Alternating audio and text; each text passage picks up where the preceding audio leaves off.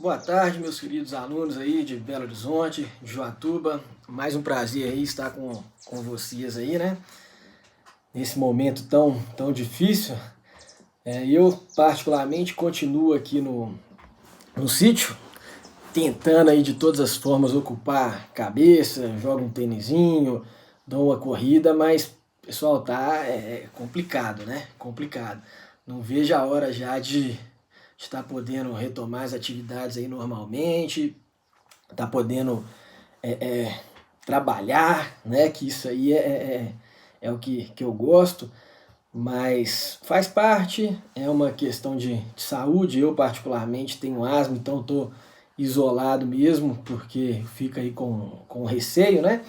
De ter algum problema futuro, mas faz parte, isso aí faz parte.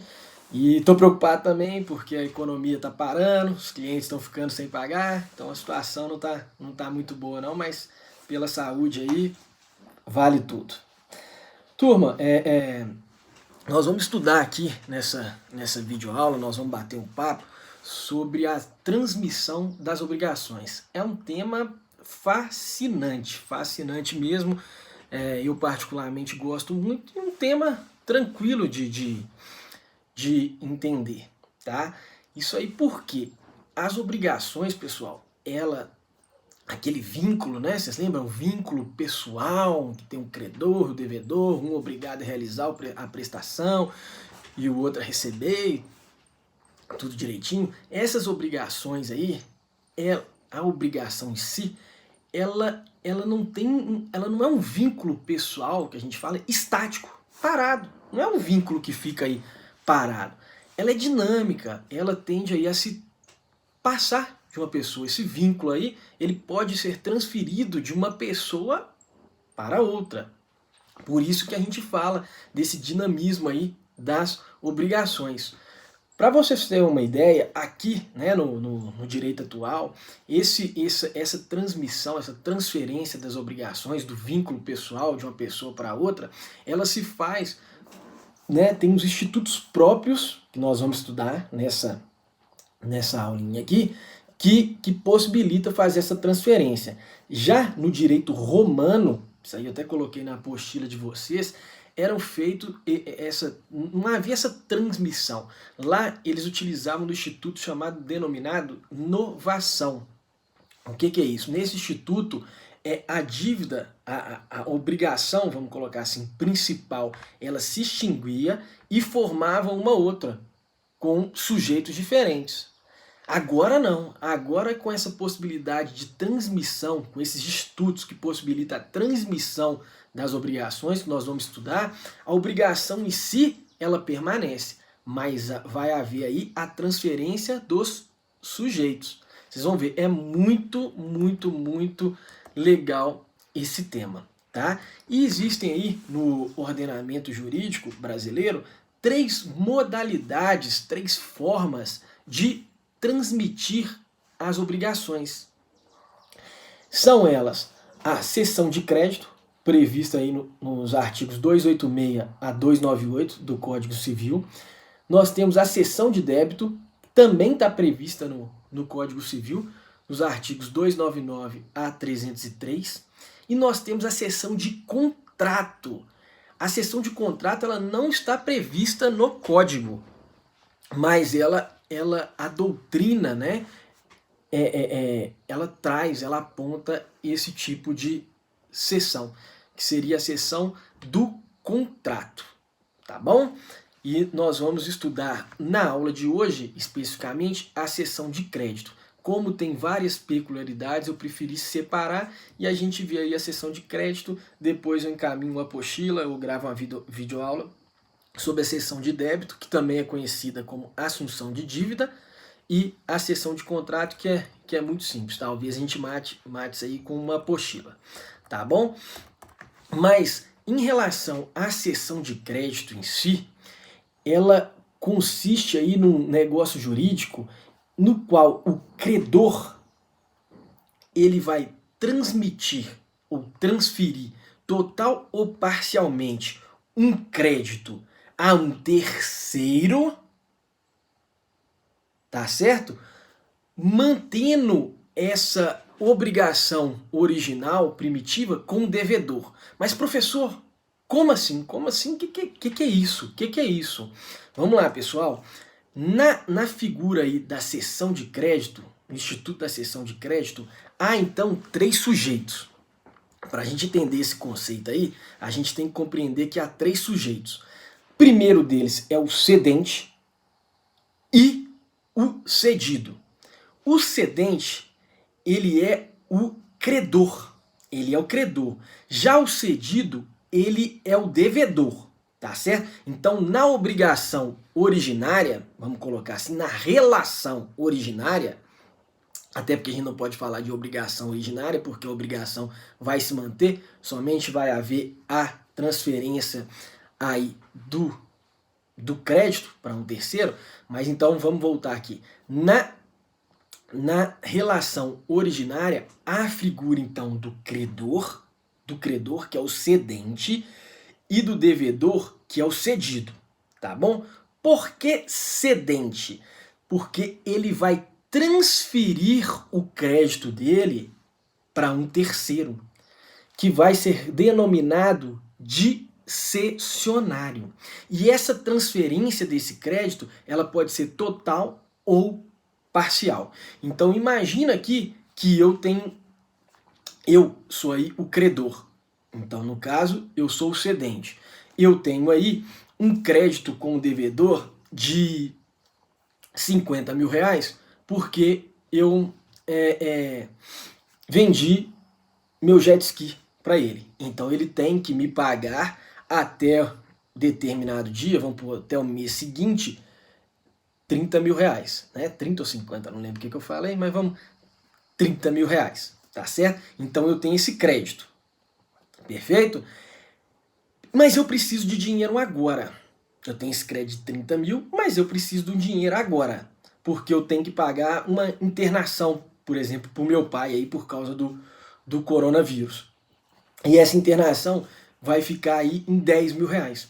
Então eu vou em uma outra pessoa, um terceiro, que esse vai ser o cessionário, que vai obter então esse crédito que eu tenho com o cedente, que é o devedor, e falo com ele: cessionário, eu preciso de 15 mil reais ou 10 mil reais para pagar a internação do meu pai. Mas eu tenho um crédito, que eu vendi um jet ski, eu tenho um crédito, vendi a lancha, né? Eu tenho um crédito de 30 mil reais e a pessoa vai me pagar daqui a um mês. Você aceita ficar com esse crédito? Olha, aí eu já estou falando até da cessão onerosa, porque o outro vai, esse cessionário, quem vai receber o crédito, ele vai ter um lucro aí, vamos colocar aí, de 20 ou 15 mil reais, tá certo?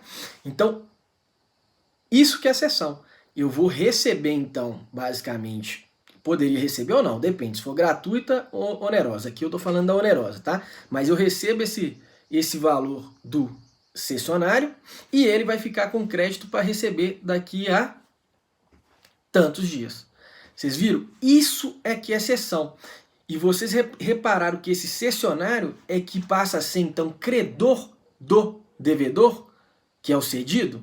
Olha que bacana. Então agora a gente consegue entender o conceito aí de cessão de crédito, que é o quê? Um negócio jurídico por meio do qual o credor originário, que é o cedente, ele vai transferir total ou parcialmente, ó, o crédito lá de 30 mil reais, ele transferindo a um terceiro, que é o cessionário, mantendo-se a relação obrigacional primitiva com o devedor, porque o devedor não mudou. Vocês viram? O devedor é aquele que está obrigado à prestação de dar 30 mil reais. Olha que legal, turma. Então, isso que consiste na cessão de crédito. Cessão de crédito é, então, a transferência desse direito de crédito que você tem, de um crédito futuro, para um terceiro, mantendo, então, quem? O devedor. Muito tranquilo, não é? Acho que é muito tranquilo. E nós temos aí, na cessão de crédito, duas situações. Ela se pode dar de forma onerosa, em que vai haver aí um lucro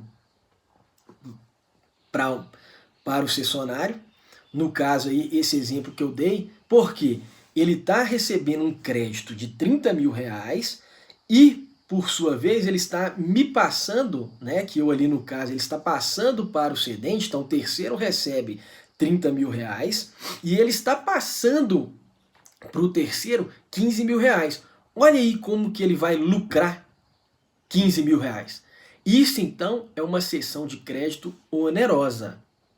Tá certo? Vocês viram que o cessionário aí, que vai ser o credor, passa a ser o credor original, ele vai estar lucrando, auferindo 15 mil reais. Porque ele vai passar imediatamente 15 mil pro cedente, para ele pagar a hospitalização do pai dele, e depois ele vai receber 30 mil do cedido, que é o devedor. Olha a diferença aí de 15 mil. Isso, então, é a cessão onerosa. Já a cessão gratuita, ela seria aquela que não vai proporcionar lucro. Aí, em tese, esse lucro sempre é para o cessionário, né? Porque para o cedente não é que cessionário queria aceitar. Então, vamos colocar, ela não vai proporcionar lucro para o cedente. Então, imagina aí que o cedente é uma pessoa muito boa, né, solidária, viu que o pai do cessionário, a pessoa solidária, né, viu que o pai do cedente, né, que é o credor original, ele está precisando do valor de 15 mil reais para ficar internado, para pagar a internação, e ele fala, olha, não, tudo bem, você tem um crédito de 30 mil, então vamos lá, eu vou te dar os 30 mil aqui agora, não tem problema nenhum, e depois, no mês seguinte, eu recebo os 30 mil, não vou ter lucro nenhum. Isso aí, então, seria a cessão de crédito gratuita. Então nós temos essas duas modalidades. A cessão de crédito onerosa é aquela em que o cessionário, basicamente, vai auferir lucro, e a gratuita em que não há aí lucro para as partes, para os sujeitos da obrigação. Perfeito? Pessoal, a doutrina também, ela traz aí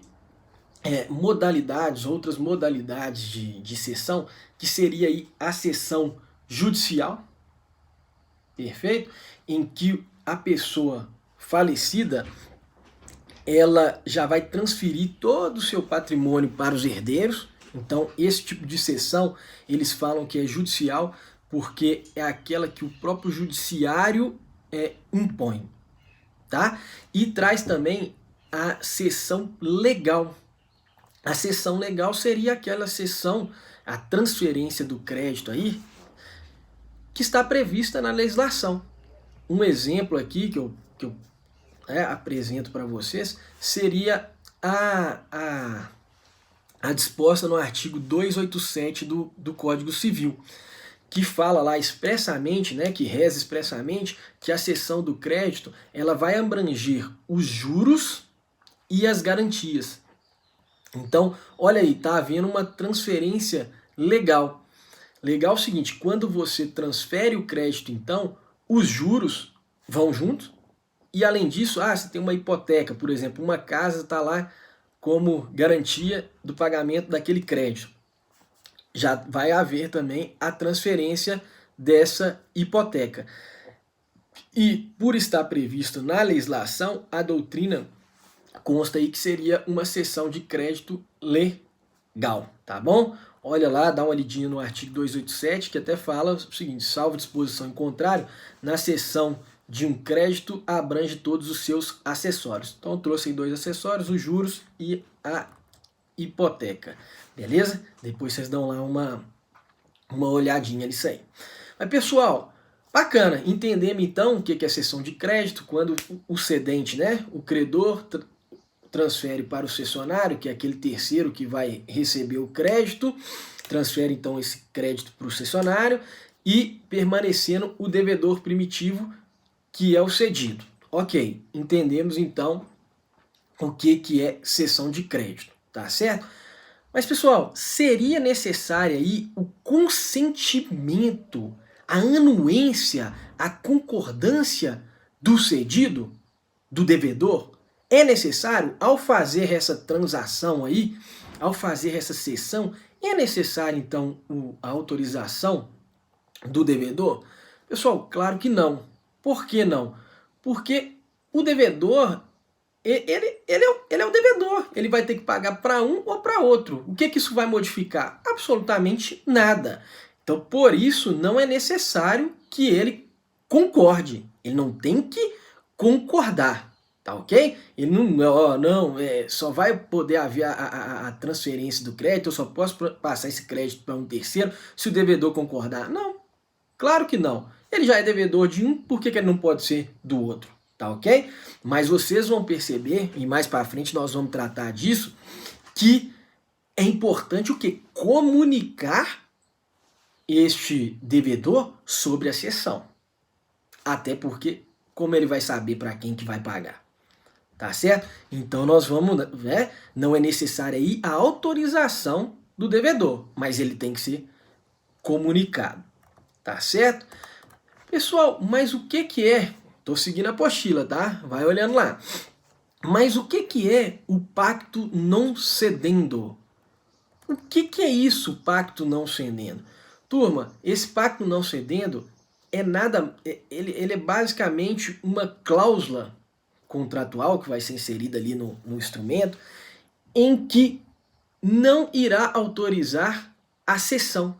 Então você pode fazer redigir um contrato, firmar um contrato e constar uma cláusula dessa. Olha, no caso aqui, não está autorizado a realização de cessão de crédito. Então aquele credor original, ele, né, que é o cedente, ele não vai poder transferir para um terceiro o crédito dele, porque tem uma cláusula, vai ter uma cláusula dessa lá, proibindo a cessão. Tá certo? Então a gente tem que observar isso aí. Perfeito? Outras hipóteses aí também de proibição da cessão de crédito, elas estão previstas aí no artigo 286 do Código Civil, além desse pacto proibitório, né, que é a cláusula de não cedendo, nós temos também outras duas hipóteses, que é quando a própria natureza da obrigação for incompatível. Imagina aí os direitos da personalidade. Então, o seu nome, a sua moral, tá certo? Você pode transferir ela para uma outra pessoa, para um terceiro, constar um contrato transferindo lá, eu transfiro a minha moral, eu transfiro o meu nome. Pessoal, não tem jeito, tá certo? Não tem jeito porque seria incompatível. Os direitos da personalidade é aqueles direitos inerentes, né, da pessoa humana, da própria pessoa, tá? Então esses direitos a gente não consegue ceder por serem incompatíveis. A turma aí do primeiro período que está acompanhando, dá uma lidinha, pega lá o livro do Venosa, do Pablo Stouza, dá uma lidinha aí sobre os direitos da personalidade para entender um pouco quais são esses direitos, que é bem interessante, apesar do que vocês vão estudar eles aí, acredito que no próximo semestre, tá bom? A doutrina traz também como incompatível a cessão, a transferência de créditos de natureza alimentar, tá? Então seria aí a pensão alimentícia, vamos colocar, que seria impossível no caso, seria incompatível ceder um crédito de natureza alimentar. Olha, eu particularmente, eu tenho lá minhas ressalvas em relação a isso, pelo seguinte, se você consegue transferir recebendo, por exemplo, o pai, ele vai ter que arcar com a pensão, ele arca com a pensão todos os meses, mas vai que em um determinado mês, para pagar uma matrícula da escola, ou para fazer, por exemplo, a questão de internar o filho, ou qualquer coisa assim, internar o menor, você precisa de uma antecipação desse crédito. Por que não? Por que impossibilitar a, a cessão do crédito, do crédito alimentar? Eu vejo com muita ressalva isso aí. É claro que quem defende fala, olha, o crédito alimentar é para subsistência do menor, então ele tem que receber todos os meses, tudo direitinho. Ok, tem também um fundamento, então por isso seria incompatível a transferência, a cessão desse crédito. Tudo bem, a cessão gratuita, mas por que não uma cessão onerosa para, né? Uma cessão onerosa até que não, mas por que não antecipar? Porque onerosa a criança estaria tendo prejuízo, né? Mas por que não fazer essa cessão para receber o dinheiro um pouco antes? O valor referente à pensão um pouco antes. Não sei se vocês conseguiram me entender aqui, mas eu respeito, né, quem defende, é claro, que realmente é para a subsistência do menor, precisa daquele dinheiro mensalmente para custear, tal, mas em determinada situação, vai que ele precisa de um dinheiro, uma quantia maior naquele determinado mês e tem alguém disposto a pagar para ele antecipado e ficar com esse crédito, entendeu? Então eu vejo com a ressalva, mas a doutrina e prova tudo, os alimentos também, até porque é um entendimento também já meio que pacificado nos tribunais, então os alimentos seriam aí incompatíveis, apesar do professor fazer essa ressalva, tá bom? E um outro tipo de proibição da cessão de crédito, a gente tem vedação legal. Um exemplo dela, vedação legal, seria aquela vedação, a proibição da cessão que consta expressamente na legislação, tá bom, meus alunos? E tem uma positivada aí no código que ilustra bem isso aí, é a disposta no artigo 520, que ele veda aí a cessão do direito de preferência. Direito de preferência, só para quem ainda não tem aquela noção, ele está previsto aí, né, além de previsto na lei de locação, que é o que eu vou trazer aqui como exemplo para vocês, ele está previsto em outras situações aí, mas que não vamos tratar sobre isso não. Mas na lei de locação, esse direito de preferência, ele é basicamente o seguinte, o locatário que está lá no imóvel e o locador resolve vender, alienar esse imóvel, o locador ele tem que notificar o locatário, regra geral, para que ele manifeste em determinado período se ele quer ou não, se ele vai cobrir ou não a oferta desse suposto aí, desse eventual comprador. Então isso é que é o direito de preferência, é a possibilidade de alienar o imóvel antes da outra pessoa que está pretendendo, tá certo? Então, basicamente, assim, de forma bem simples, isso seria o direito de preferência, tá certo? E o artigo 520, ele já veda aí esse direito de preferência ao dispor o seguinte, olha lá, o direito de preferência não se pode ceder e nem passa aos herdeiros. Tá vendo? Então os herdeiros aí, no caso de falecimento, eles não vão ter esse direito de preferência, eles não vão poder exercer porque não vai ser transferido para eles, tá certo? Pessoal, todo negócio jurídico aí, né, todo contrato que fizer de cessão de crédito deverá obedecer aí a questão da teoria da incapacidade, tá certo? Então vocês, ao firmar um contrato de cessão de crédito, passando aí o crédito, o cedente passando o crédito para o cessionário, vocês têm que observar aí se esse cedente, se as partes envolvidas, né, no caso cedente e cessionário, porque vai estar havendo alteração desses dois, principalmente o cessionário, se ele é absolutamente capaz, se ele é relativamente capaz. Por quê?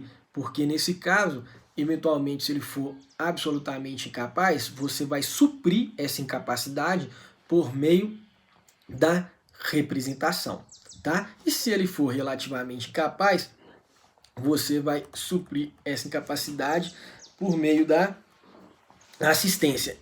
Isso porque sob pena de nulidade ou anulação do negócio jurídico. Então é muito importante, a turma do primeiro período ainda vai ver, vai aprender aí o que é essa teoria da incapacidade, mas o pessoal que já está aí já no terceiro, né, terceiro período, já sabe o que é isso e tem que utilizar desses institutos aí direitinho ao fazer o contrato. Turma do primeiro período, eu preciso que vocês estudem também, pode até me mandar as dúvidas por e-mail, não tem problema nenhum, eu constei na apostila, mas eu preciso que vocês estudem um pouco a teoria da incapacidade. Inclusive eu falei dela na sala de aula, salvo engano, no primeiro dia em que vocês estiveram. É claro que é difícil, porque foi muito rápido, mas dá uma lidinha aí sobre isso. Qualquer dúvida vocês me falam, porque a gente vai precisar disso aí para elaborar os contratos, inclusive no exercício que eu vou passar hoje, tá bom? Pessoal, para a gente fazer essa cessão de crédito, esse negócio jurídico, cessão de crédito, a gente precisa seguir, né, ou analisar, a gente precisa cumprir, vamos colocar assim, algumas formalidades. Perfeito? Uma delas é o seguinte, para que esse negócio jurídico tenha eficácia, lembra lá a pirâmide, a escada de Ponte de Miranda, a escada pontiana? Então nós temos existência, validade e eficácia. Beleza? Turma do primeiro período, vocês vão aprender isso ainda, por isso que eu não vou nem aprofundar. Mas para que esse negócio ele tenha eficácia, para que ele surta efeitos no mundo aí, externe efeitos na sociedade, é necessário então que se cumpra esses requisitos que nós vamos estudar. O primeiro deles é o seguinte, que o documento que vai consignar essa cessão de crédito, ele pode ser público ou particular.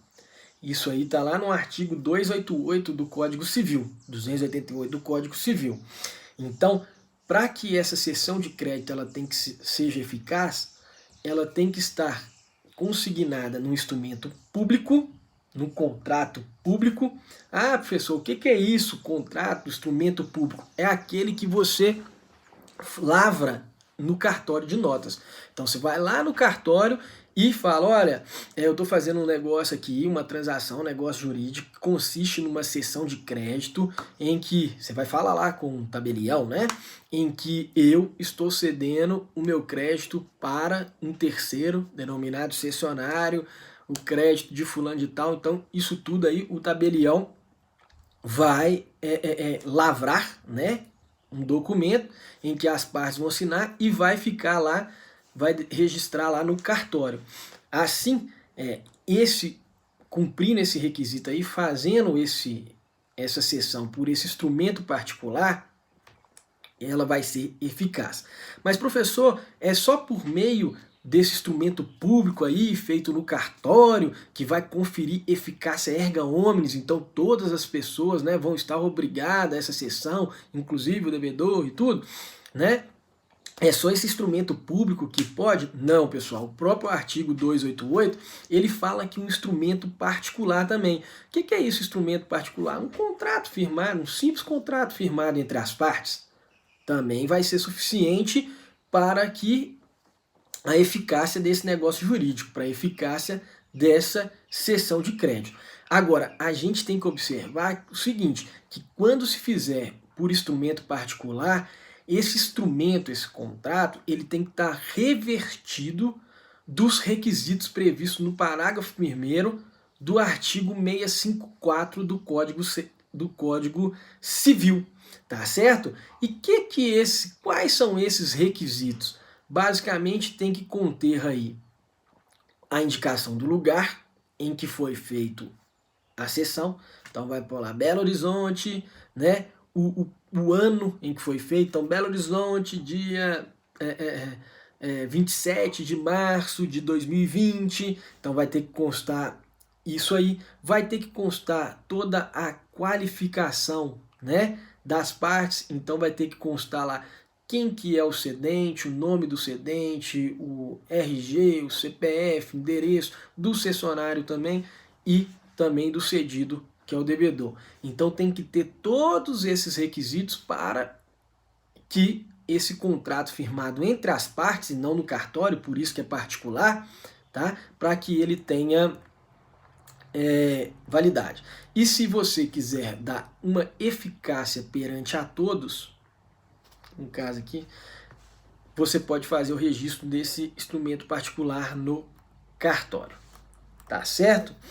Pessoal, um outro requisito aí de eficácia da cessão de crédito, ou seja, então, para que essa cessão de crédito ela realmente produza efeitos, é a notificação do devedor.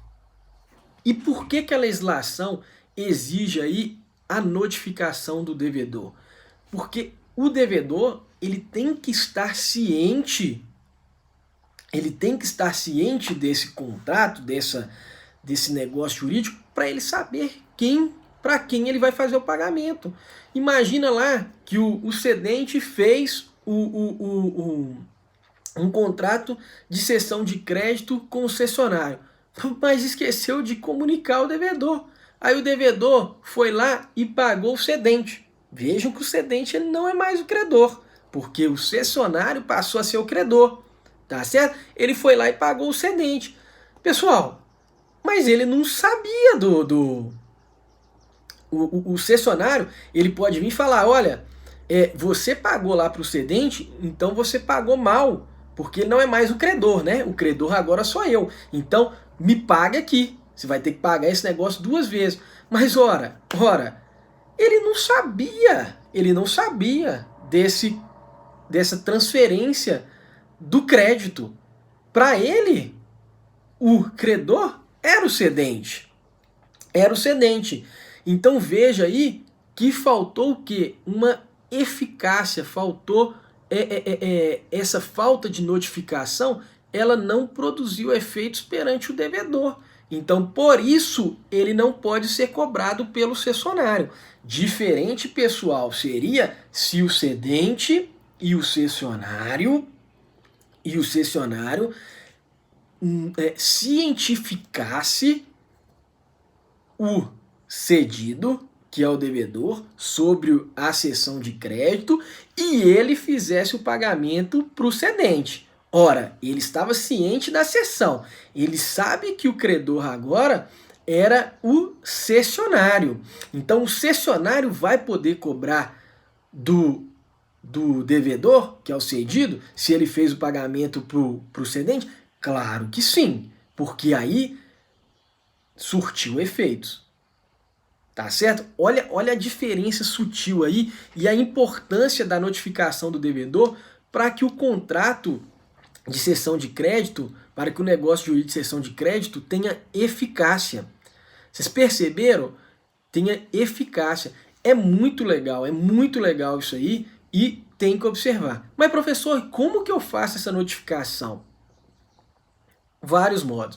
Primeiro, uma carta com aviso de recebimento, né? Vocês vão postar no correio, falando, olha, foi feito o contrato de cessão de crédito, tal, devedor. Estou, nesse momento, te comunicando.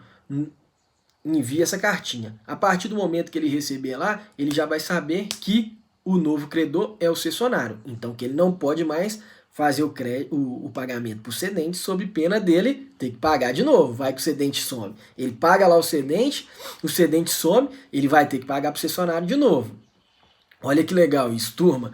Então pode ser por meio, a notificação pode ser uma cartinha, mandar por correio, aviso de recebimento, pode ser pelo próprio cartório, vai lá no cartório e pede para encaminhar uma notificação o próprio cartório e pode ser até judicial, mas é bobeira porque a notificação extrajudicial já é suficiente. Então, fez a notificação, o cedente guarda, o cessionário guarda também o comunicado que o devedor recebeu, né, o cedido, e aí fica tudo legal, tá bom?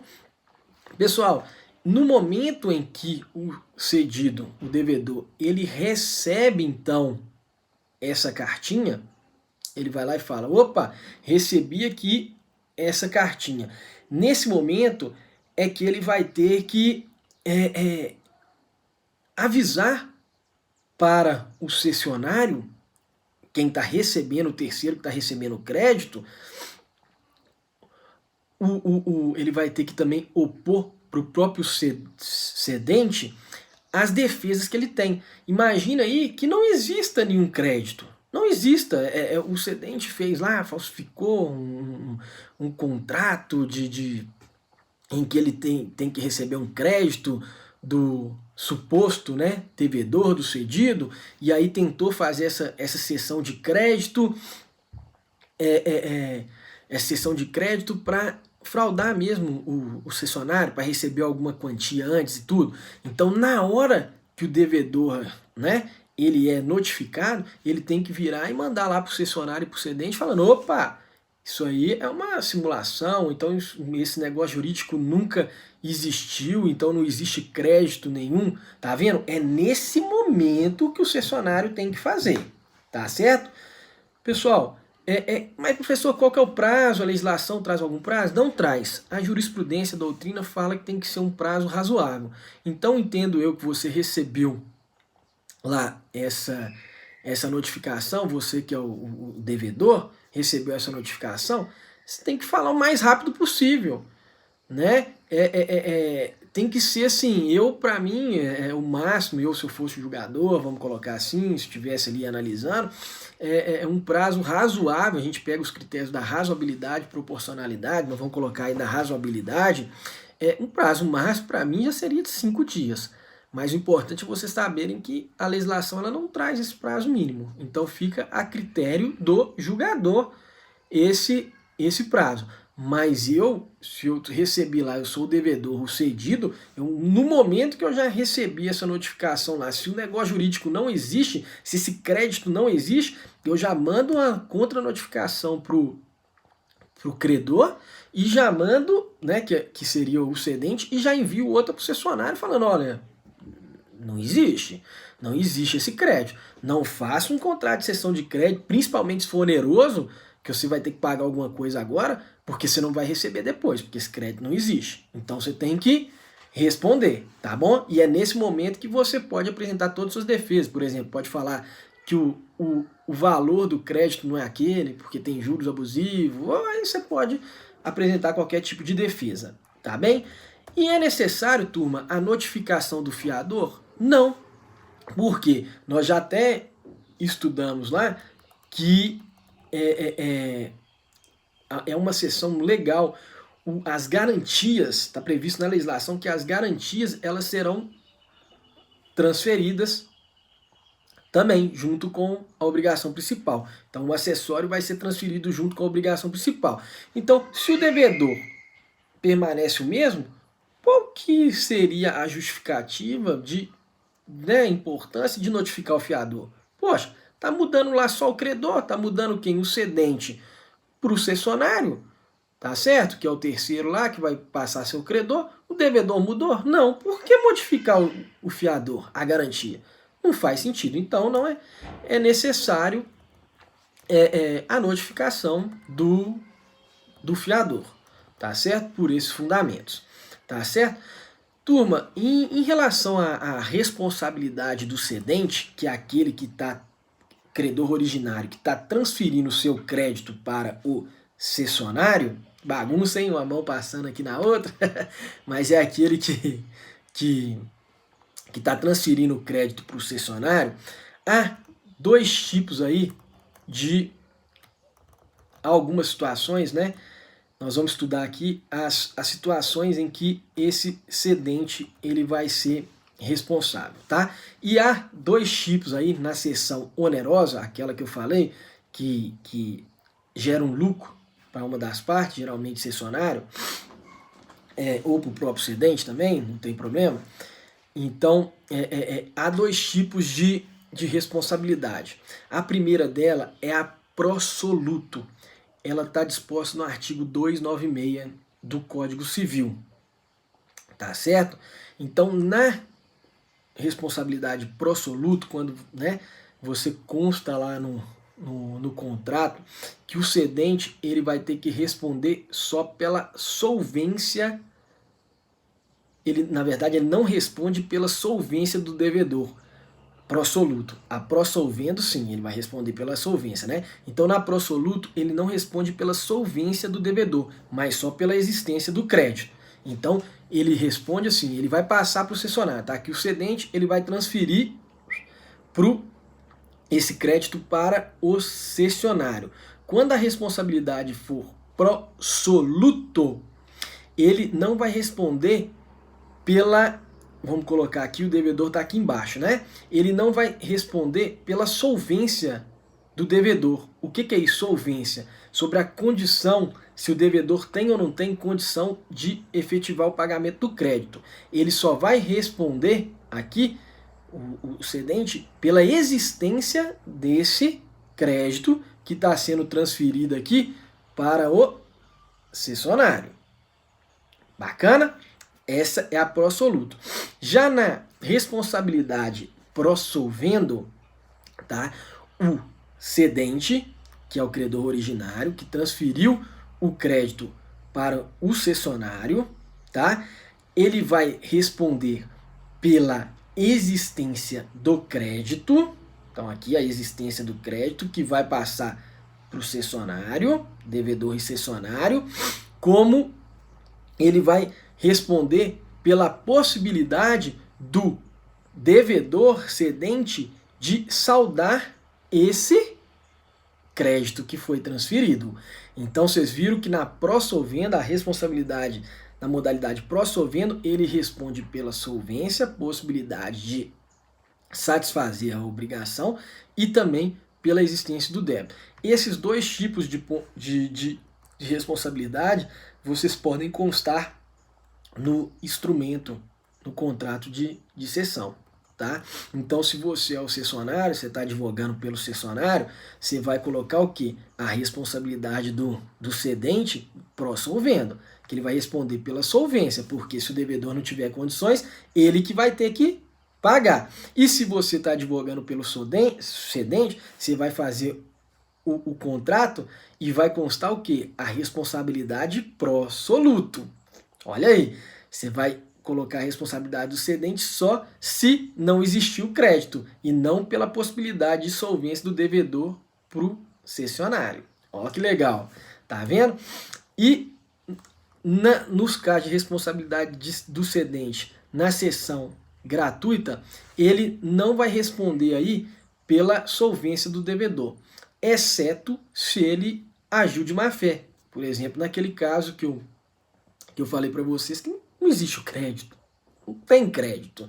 Então ele agiu de má fé, ele cedeu um crédito que não existe. Aí sim ele vai ter que responder pela solvência do devedor. Tá certo? Muito legal? Turma, e para a gente finalizar aqui esse instituto maravilhoso, né? Nós vamos estudar aqui, falar um pouquinho da questão do crédito penhorado. Então, imagina ali, penhora, vamos lembrar aí, penhora é quando o juiz tem um processo judicial em que se tem um perdedor e esse perdedor não arca com o valor da condenação judicial, tá? Não arcando com a condenação judicial, o juiz ele vai lá e bloqueia os bens. Esse bloqueio de bem, vamos colocar, se for na conta da pessoa, é a penhora dos numerários disposto na conta bancária. Se for um bem, é a penhora daquele determinado bem. Então, isso é penhora, tá? Agora, imagina que esse credor aqui, ele teve o crédito dele penhorado com o devedor. Ele não tinha mais bens, mas o juiz localizou só esse crédito. Foi lá e falou, olha, empresa X, você que comprou na mão do credor aí, me informe se você tem crédito. Então nós temos aqui o credor, que é o cedente, nós temos o devedor. Vocês estão entendendo minha mãozinha aqui, né? Não é à toa, não. Eu estou sem quadro, então tem que ir trabalhando com ela aqui. Mas, imagina aqui, aí o juiz, ele vai e notifica aqui, no processo em que o credor foi condenado e não pagou, ele notifica a empresa aqui, que é a devedora, e fala, olha, existe algum crédito aí do cedente? Aí ela vai falar, olha, tem sim, ele tem para receber meu aqui 100 mil reais, tá bom? A juiz fala, ok, eu vou penhorar, eu vou bloquear esses 100 mil reais, você não vai passar pro cedente não, você vai ter que passar para quem? Vai ter que enviar para o processo, tá certo? Então esse crédito ele foi penhorado. No caso de crédito penhorado, aí, a ordem judicial penhorando, esse crédito ele não vai poder ser transferido para o cessionário, para um terceiro. Porque esse crédito está penhorado, provavelmente ele não vai ser mais do credor, do cedente, ele vai servir para pagar qual? A condenação judicial, tá certo? Então esse crédito ele não vai poder poder ser transferido, ser creditado. Pessoal, basicamente é isso sobre cessão de crédito. Espero que vocês tenham compreendido essa aula aí de mais ou menos 50 minutos para não ficar maçante. Irei enviar a apostila também, que vai ser o roteiro dessa aula. Leiam os artigos, leiam os dispositivos legais, leiam o código, me enviem as dúvidas, eu vou ver se eu fico online hoje lá para a gente esclarecer algumas dúvidas. E pode me encaminhar por e-mail, eu constei na apostila, não tem problema nenhum. O importante é a gente ajudar um ao outro aí nesse período turbulento que nós estamos passando, mas que no final vai dar tudo certo. Não pode ter um prejuízo aí do conhecimento. Eu acho que a aula sim ficou legal, vocês podem dar um pausa, ler na apostila, ler o código, e eu acho que fica até mais fácil para compreender a disciplina, tá certo? No mais, um excelente final de semana para vocês aí, e vamos caminhando junto aí. Um grande abraço a todos, até breve.